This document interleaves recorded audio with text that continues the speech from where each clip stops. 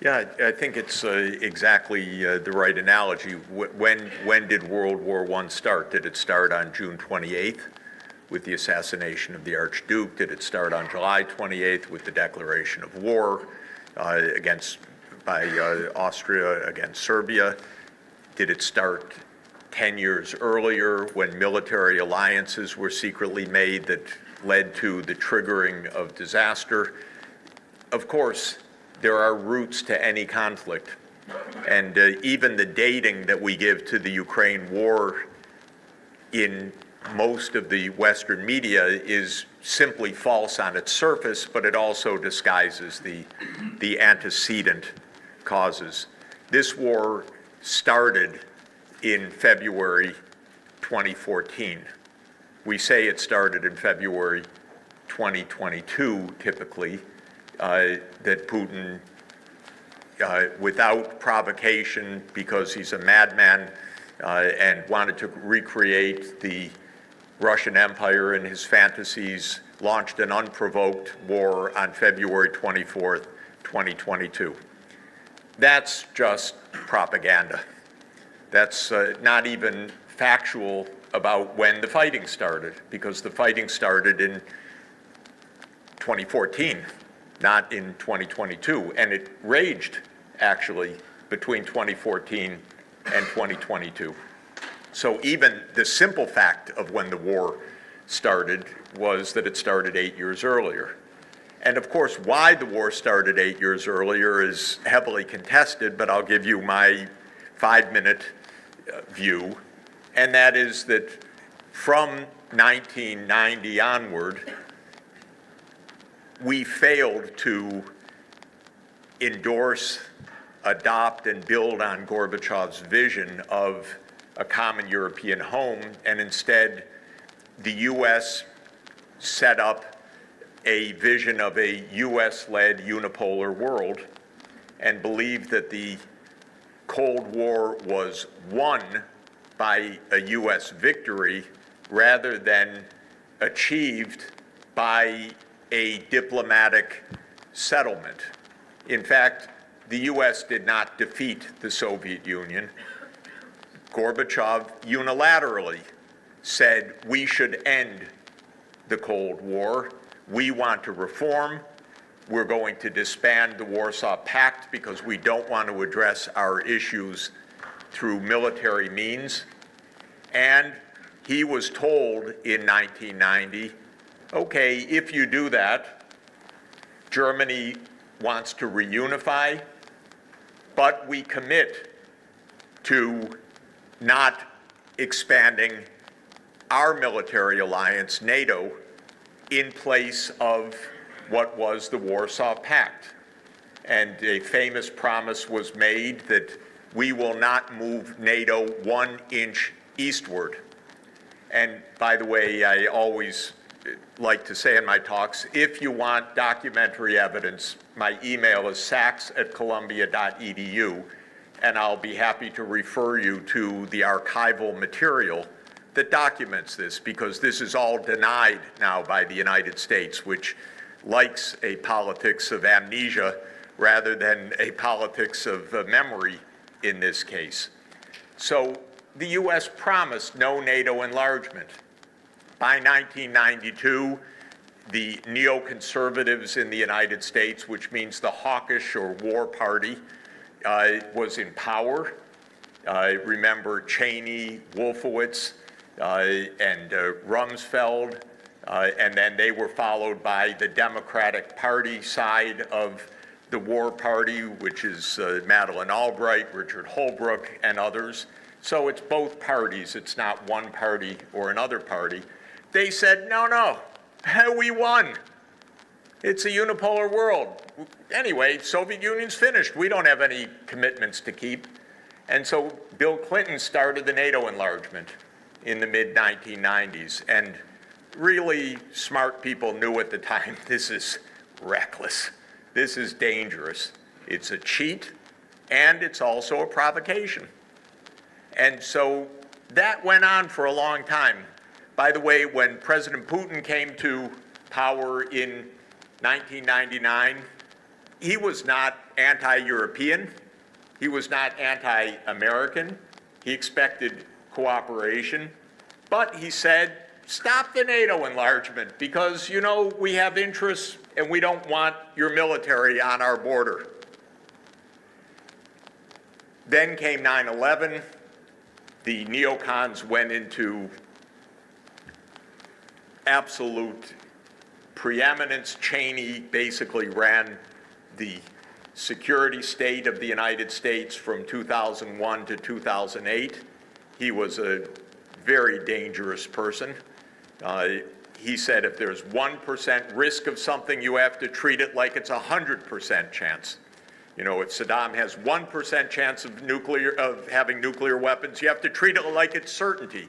That's a little crazy, by the way, in decision analysis. You don't treat a 1% as 100%, but you do create a lot of wars if you do that. So all the wars started.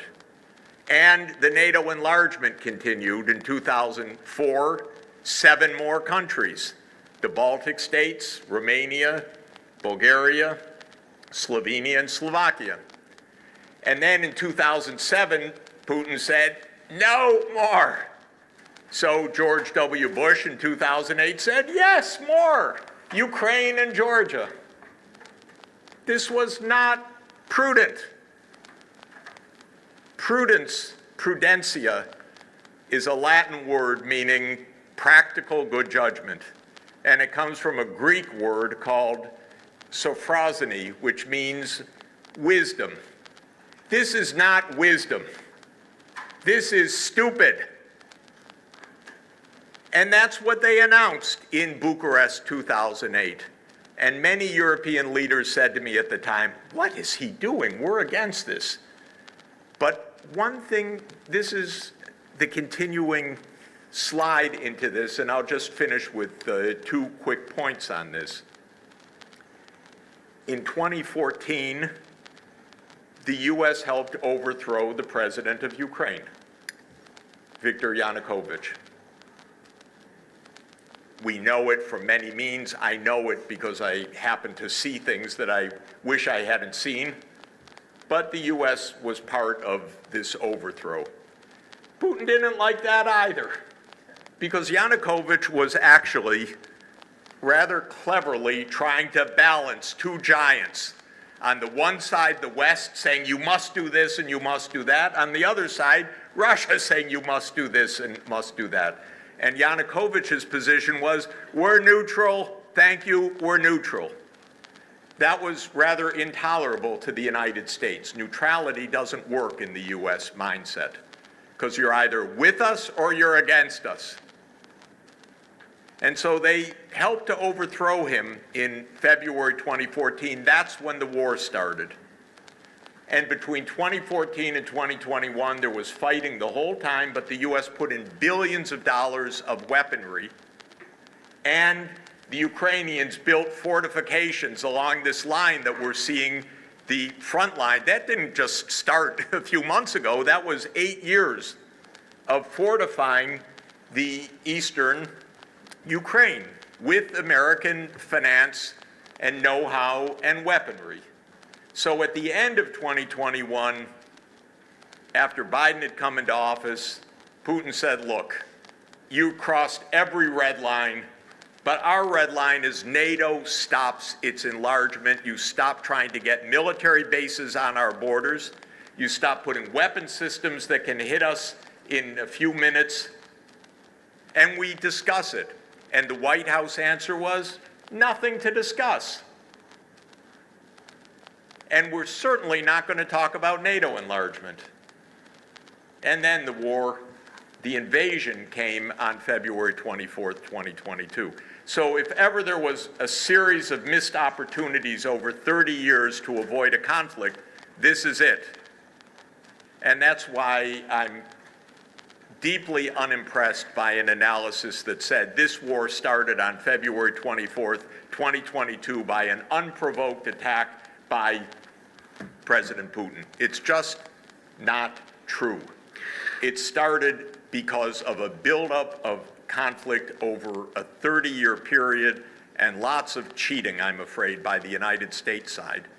And that brings us to our mess right now. So we are, Jeff, where we are right now, and obviously this angle is something that is fiercely opposed by official capital views of the European Union and Washington as well.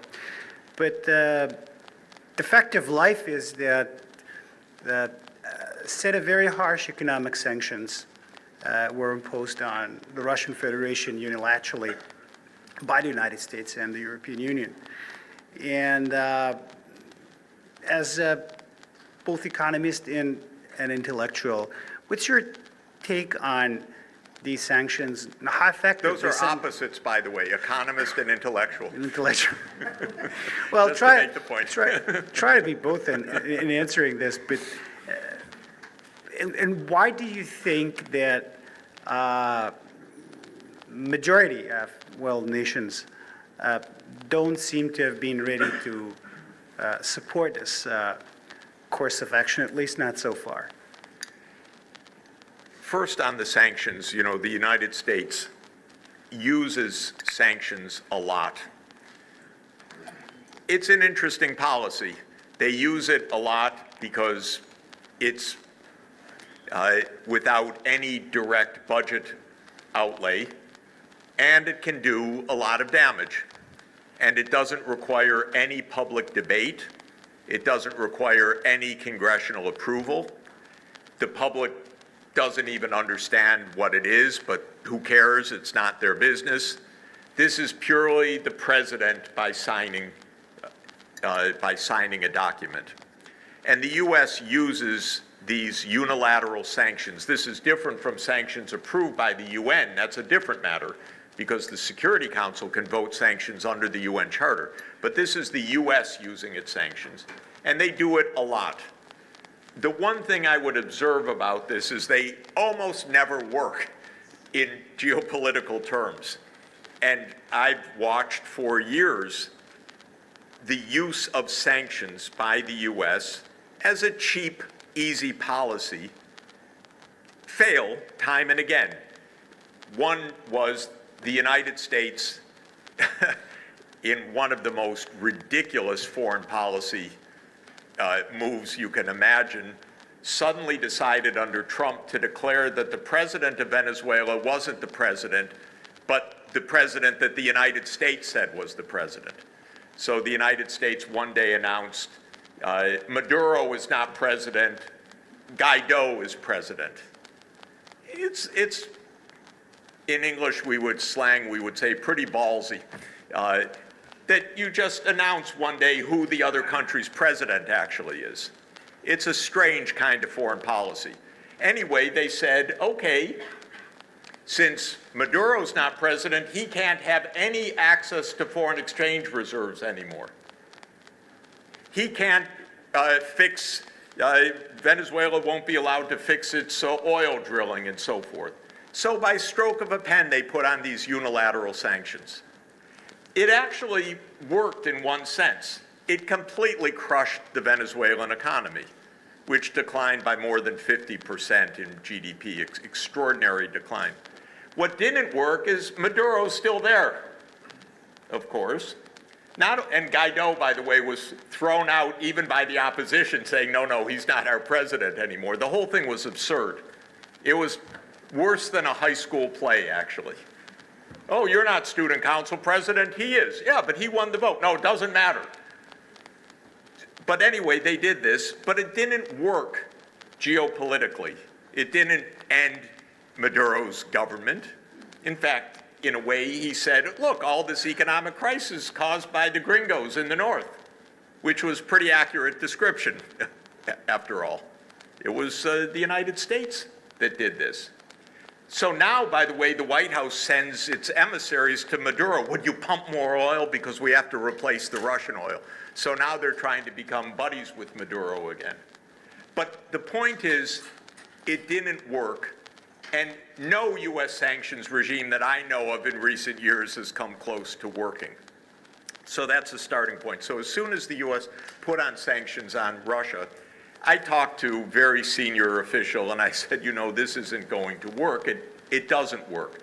This time it was worse, though, because not only did it not cripple the Russian economy, the boomerang effect, which didn't apply in Venezuela so much, because you could crush Venezuela without the whole world feeling it, applied in the case of Russia, which is it's led to tremendous global negative consequences. So it didn't stop Russia from exporting all over the world.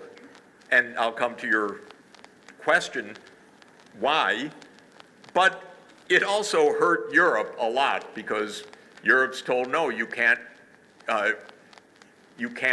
buy the low-cost energy that your industry has built upon.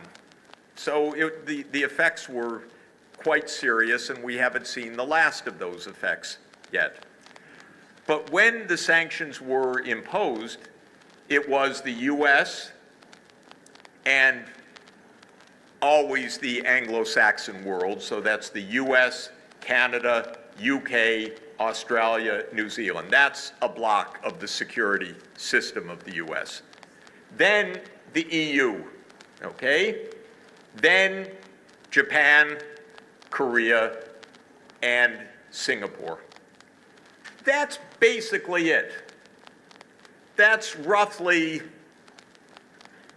20% or so of the world population, roughly speaking. Maybe a little bit less, actually. And most of the rest of the world said, we don't want to get into this. We trade with Russia, we trade with Ukraine. We're not party to this conflict. We think this conflict should stop with negotiations.